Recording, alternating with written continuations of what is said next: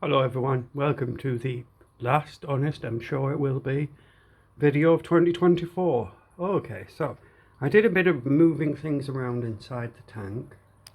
I'll zoom in a bit so you can actually see. Yeah, I think it looks a bit clearer. Oh yeah, the light's a bit different now because I've had to get a new light, so this is a high get over the top, but because there's a plastic frame, the over the top I've had to put it on like in reverse.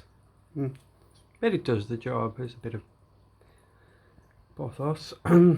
Yeah. So everything looks a bit clearer.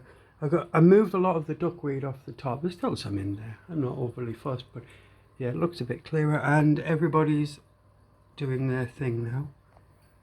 I just put a bit of freeze dried, whatever it is, bloodworm or something on the top. It just dried. So yeah. And everybody's come out. Now you might have noticed that there's, well, apart from 100,000 swords in there, these things. Now, I got these off my dad, and he's got a couple, and they are quite big. I mean, in his tank, they look massive. In my tank, they're still big, but they, we do have our giant silver ladies up here, so yeah, my silver mollies are big enough.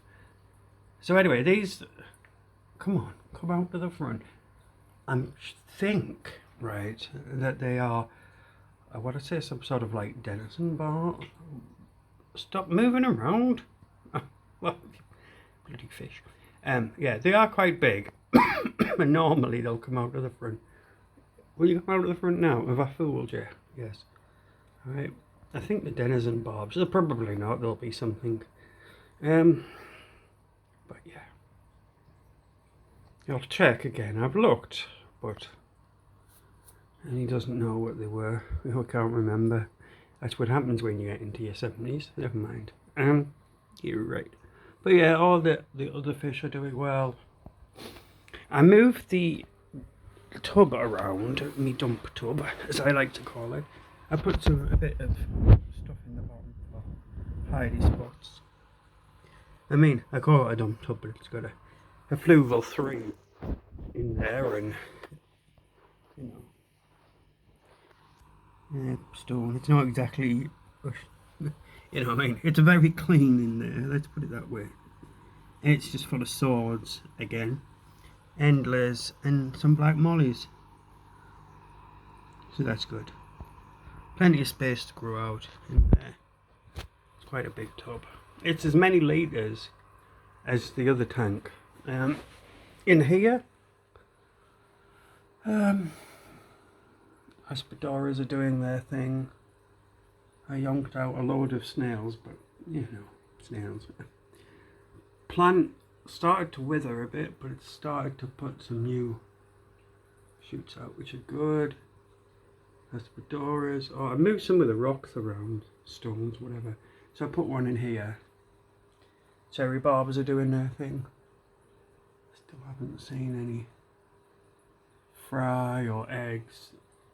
Not that I would know what I'm looking for egg-wise, but I think I do. I've read a little bit. Yeah.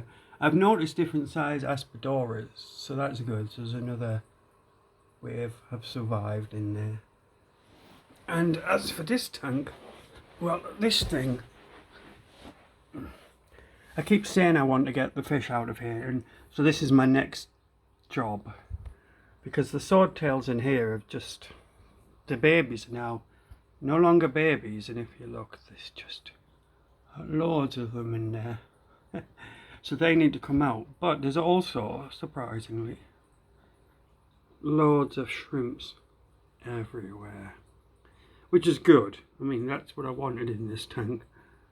But there's the shrimps. Sorry, that's not a shrimp. Yeah. And then the shrimps everywhere, which is good. And the corries are alright. But I want to keep saying I want to take the corries out and put them in their own, in the bigger tank. I think they'd be suited a bigger tank. But we'll see. But yeah, the shrimps are doing really well in here. So it's a case of getting the swordtails out and whatever else is in there, endlers, and just turning this into a shrimp paradise.